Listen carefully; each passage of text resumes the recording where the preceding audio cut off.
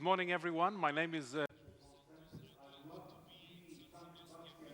Egun on, denoi, Joao Santos nahi, niretzat zoragarria da zuekin egotea.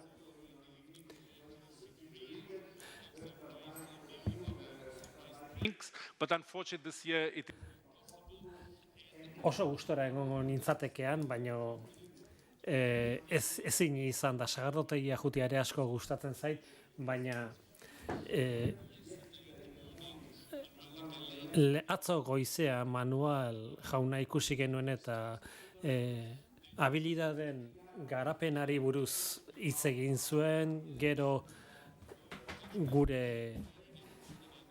beste hizlari batzuk ere izan ditugu, eta orain ikuspegi orokor bat emango dizuet gure bikaintasunari buruz daukagun ideiari buruz hitz egingo dizuet. Lehenik eta behin euskal agintariak Inigo Ricard eta eskertu nahiko nituzke Europako batzordeari laguntzen aritu direlako eta argazki honetan ikustezakezue gure taldea Donostian aste honen hasieran bilera batean, eta hemen 12 proiekturen ordezkariak ikus ditzakegu, eta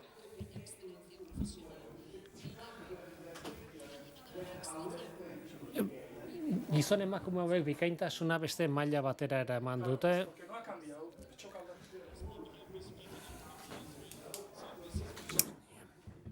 Benetan talde zoragarria da, elkartu dira, eta hainbat ideia trukatu dute, esperientzia, eskarmentua trukatu dute, eta lanbide heziketa errealitate eta izan dadin, eta bikaintasuna errealitate izan dadin. Beraz, eskerrik asko zuei jende hau hartzegatik eta lehen bilera hau antolatzegatik. Nire aurkezpena hasi baino lehenago bideo bat erakutsuko dizut. Oso bideo politia da, Euskal lanbide heziketa sistema erakutsiko dizuena. Ikustezagun lehenengo bideoa. People say that our vocational training is green. It's true. We're green because our objectives include sustainability, nature, and caring for the environment. However, we're not just green. We're also blue because we support marine life and careful use of water. White is the foundation of the gastronomy sector, and upon it we can combine all the colors of the rainbow.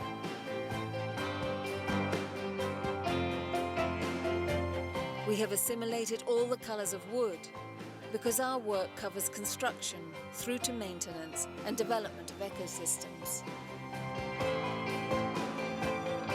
When it comes to the strength of the sun and energy, we combine red and yellow. People also say that orange is the color of technology. We incorporate innovation and technology in all of our processes. We could even be pink or purple. Our projects could use the entire color palette. At the heart of this colorful vocational training center are its people.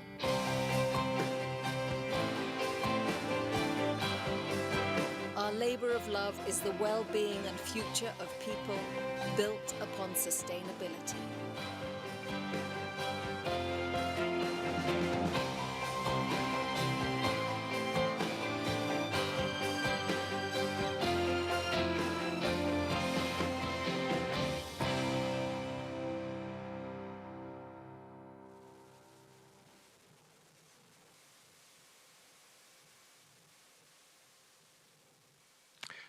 I like this. Benetan, oso gustokoa dut bideo, benetan. Izane, baditugu erronka batzuk, desafio batzuk, eta horiek ere agertzen dira, eta lanbide heziketak zer eman behar dio jasangarritasunerako, nekazaritzarako, itsasoko mundurako, baina azken mezua oinarrizkoa da, eta gaurko gaiarekin dauka zerikusia. Hau da, gizakia jarri behar dugu erdigunean. Guk pertsonentzat lan egiten dugu. Egiten dugun guztia, gure eraldaketa guztia, gure modernizazio lan guztia pertsonentzat da. Erdigunean pertsona dago. Eta hori ez da Euskal Herrirako bakarrik kezkagarri, ez denontzako da kezkagarri. Horrelaxe ikusten dugu, pentsatzen dugu Europan. Nik badakit badagoela horrelako atzerapen bat, 6 segundutako atzerapena nik esaten dudanaren eta zuek entzuten duzuenaren artean. Teknika dela eta ez da. Beraz, arazoren bat baldin bat dago, etzazue pentsatu lo hartu dudanik, ez da? Atzerapen horregatik izango da, ni Bruselan eta zuek Donostian zaudetelako. Beraz, nadien. Eta lehenik eta behin, egoera bere orokortasunean azalduko dizuet. Eta esango dizuet, Europan badugula transizio digital bat eta beste bat berdea. Han bat transizio, bi transiziotan ari gara lan egiten. Eta ekimen politiko asko dago helburu horiek lortzeko, baina azpitik Europako eskubide sozialen zutabea daukagu. Eta horrek ekarpen politika egiten du. Dimensio sozial bat ematen baitio gure ekimen guztiei. Azken batean dimensio soziala da garrantzitsuena, eta hori dago gure bihotzean, gure muinean. Eta dimentsio sozial edo gizarte dimentsio horren parte da, eta behar badak jakingo duzu, baina 2017 urtean, eskubide sozialen zutabe Europarra onartu zen. 20 printzipioak osatzen dute, eta lehenengo printzipioa zein den? Heziketari buruz ari da jarduten du. Prestakuntzari buruz eta etengabeko prestakuntzari buruz. Heziketa kalitatekoa eta denontzako zabalik egon behar duela esaten du. Eta hori funtsezkoa da. Askotan hitz egiten dugu gaitasunei buruz, industria politikari buruz, eta gauza horietan dimentsio sozialak izugarrizko garrantzia du. Gainera, lehen aipatu ditudan ekimen politiko ez gainera, bermatu beharra daukagu finantzaketa bat ere behar dugula, finantzaketa bati buruz ere hitz egin behar dugu. Eta gure kideekin hitz egiten dugu askotan, eta baditugu tresna finantzario batzuk. Ez ditut danak aipatuko, horietako bat esate baterako Erasmus Plus da. Bikaintasun profesionaleko zentroak finantzatzeko balio duena, eta beste bat, eta hau ere oso garrantzitsua da, erresilientzia eta errekuperaziorako funtsa da. Dirudu asko dago funts horretan, estatukidek erabil dezakete gure helburuak lortzeko. Hortaz, lanbide heziketako zentroak oso lagungarriak dira beste testu inguru ikuspegi orokor horretarako. Hor dago akordio berdea eta hor daude finantzak eta tresnak ere. Hitz egin dezagun orain bikaintasun profesionaleko zentroei buruz. Eta ona iritsita eskatuko nizueke bigarren bideoa jardezazuen, eta ikusiko dugu bikaintasun zentro hauetatik zer espero dugun edo zer nahiko gendukeen.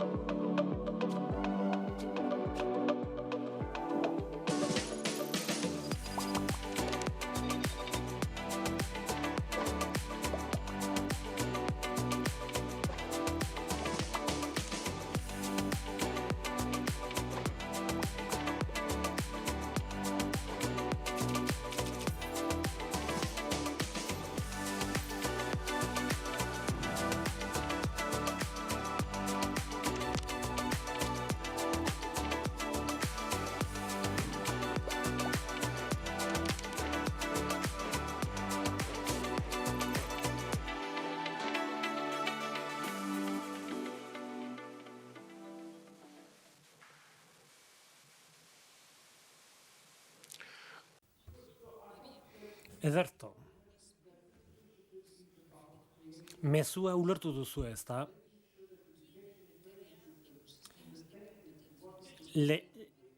Gaitasunen ekosistemak lortu nahi ditugu. Hau da, gure lanbide heziketan ondo ezagutu behar dugu gure herrialdeko edo eskualdeko errealitate soziala eta ekonomikoa zer den ekarpenen bat egiteko eta eskualdeko helburuak lortzeko. Adibidez, eskualdea garatzeko, espezializazioa lortzeko, eta bar. Eta horrela egiten baldin bat dugu lanbide heziketa sistemak ezin du isolaturik bizi. Errealitatearekin harreman zuzena eduki behar du, errealitate ekonomikoarekin. Enpresekin lankidetzan jardun behar du, ikerketa zentroekin, politikariekin, enplegu publikoko zerbitzuekin. Hau da, ekosistema oso bada, gaitasunen ekosistema oso bada, eta bazkide horiek danak behar ditugu ekosistema horretan. Haiekin elkartu behar dugu eta haiekin lan egin behar dugu. Saiatu gara Europa guztian ekimen honen bilaz egiten, eta jakina, Euskal adibidea oso inspiragarria izan da guretzat.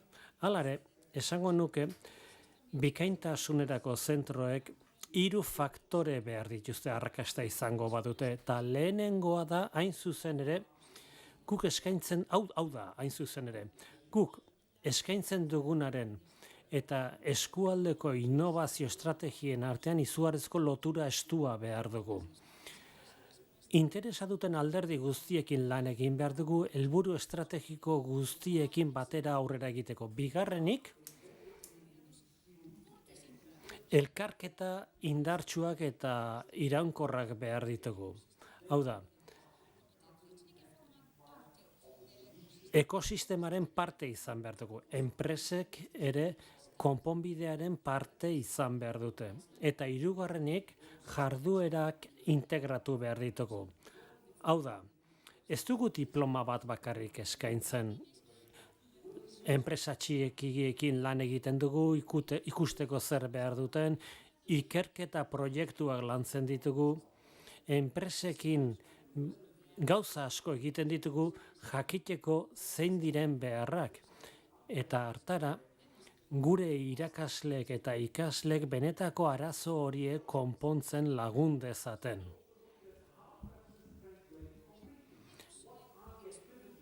Bide beretik, ikusi dugu hori nola mamitu daitekeen. Zer gaitasun behar dituzten gure ikaslek esate baterako Euskal Herrian, eta 25 jarduera identifikatu ditugu. Ez dira guztiak, gehiago ere badaude, baina 25 behintzat identifikatu ditugu. Eta jarduera horiek finantzatuko ditugu.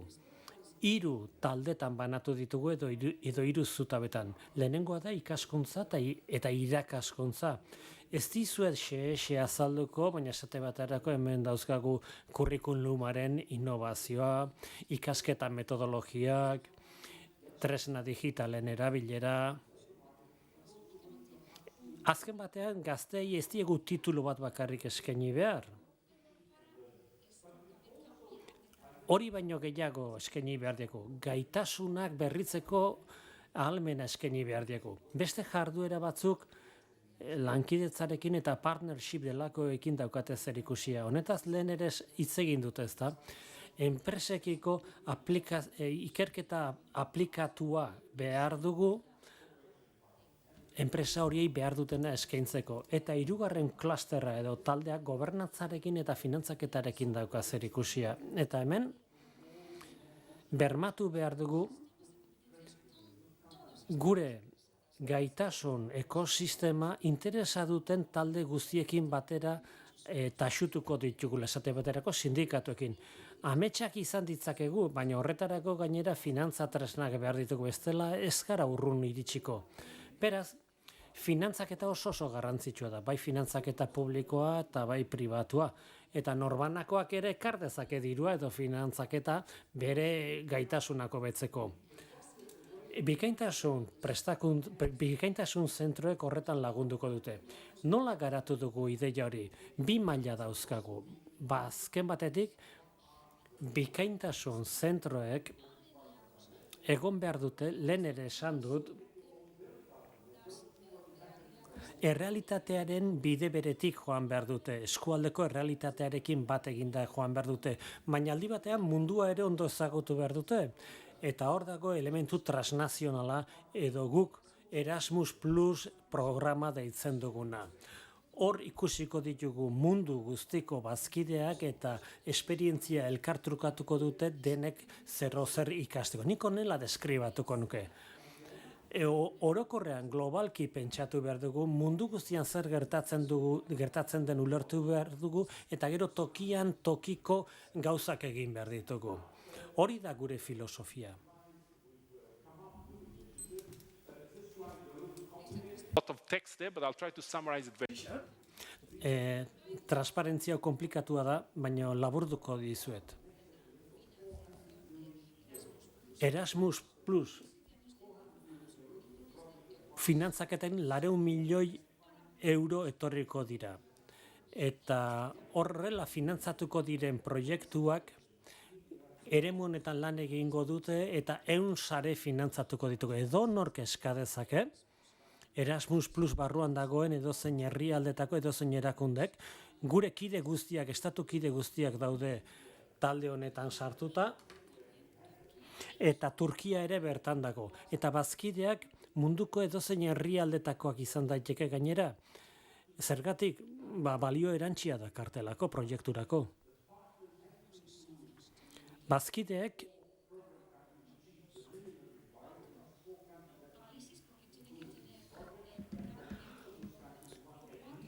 proiektu bakoitzean gutxienez 4 herrialde eduki behar dituzte.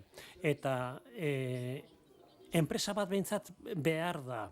Eta gainera, lanbide heziketako zentro bat ere behar da proiektu hori. Eta horiek dira gutxieneko baldintzak. Eta diru laguntzak dira 4 milioi euro proiektu bakoitzerako, eta proiektu bakoitza 4 urterako izango da. Jasangarritasuna nahi dugu, eta 4 urterako finantzaketa eskaintzen dugu. Grafiko honetan ikustezakegu finantzaketa hori. Nola aldatu den finantzaketa hori azken 7 urtetan, lehenengo 2 urtetan 2019 eta 2020 proba egiteko proiektu batzu dauzkagu, horiek ja martxan dauzkagu, eta datozen 7 urteetan finantzaketa hau hazi egingo da, handitu egingo da, geroz eta esperientzia gehiago izango dugulako, eta esperientzia hori partekatu egin nahi dugu eskatzaile berriekin. Lehen ere esan dut, ezta, hemen ikustitzakegu gure proiektu batzuk, proba egiteko edo proiektuak. Lehen gardenkian ikusi ditugun pertsonak dira proiektu hauek gestionatzen ari direnak.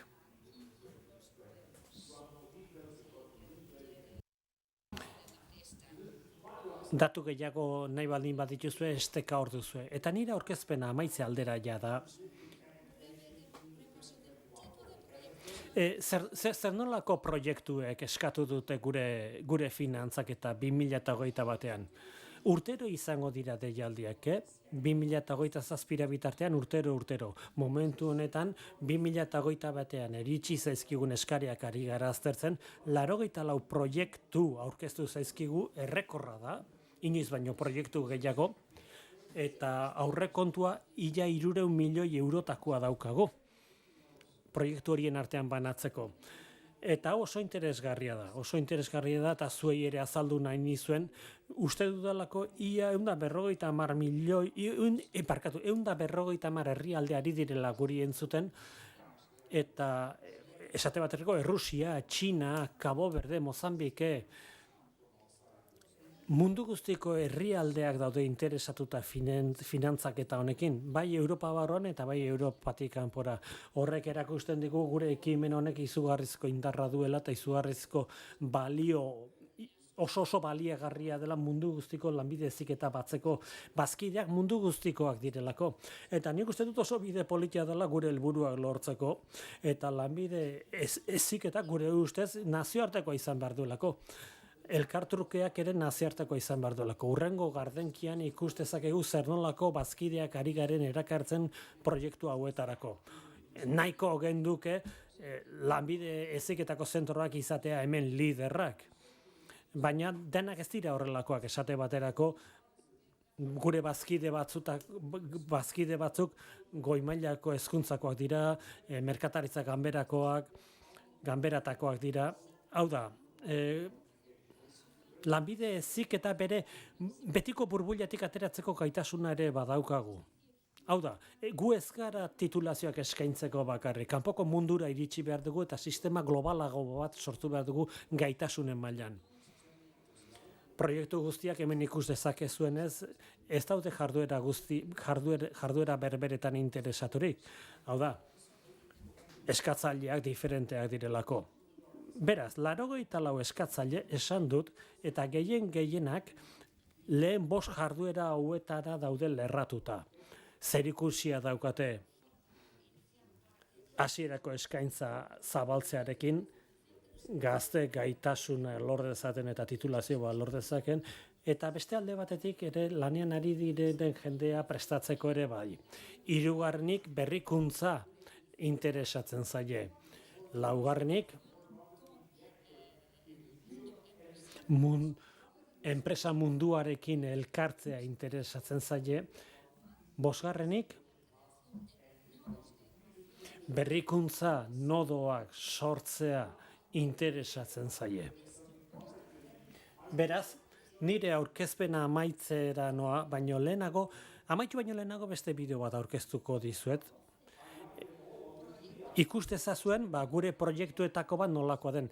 12 ari gara finantzatzen momentuetan danak maite ditut, baino hau erakutsi nahiko nizueke.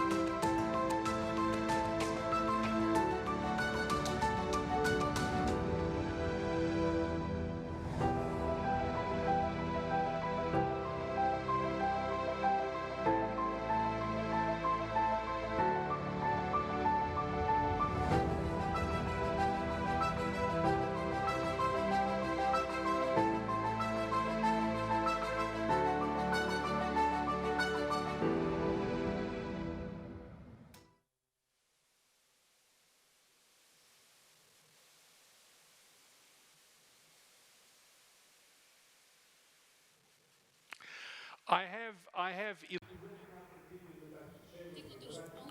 Beste 11 bideo ere badauzkat zuekin banatzeko modukoa, baina hau aukeratu dut, ze zuzenean lotua dago hain zuzen ere gaurko hitzaldiarekin. Hau da, pertsonak erdigunean egon behar dira, pertsonek erdigunean egon behar dute. Batzutan pentsatzen dugu bikaintasuna inklusioarekin kontraesanean dagoala, baina ez da alo. Inklusio kontuan hartzen badugu orduan eta bikainagoak izango gara. Honekin bukatuko dut. Eskerrik asko Jorge Arevalo, eskerrik asko Euskadiko agintari guzti, Inigori, Albarori, asko lagundu digute, urte asko dira elkarlanean, eta benetan opa dizuet arrakasta handia izatea gaurko kongresuan. Espero datorren urtean Euskal Herrian izatea. Eskerrik asko.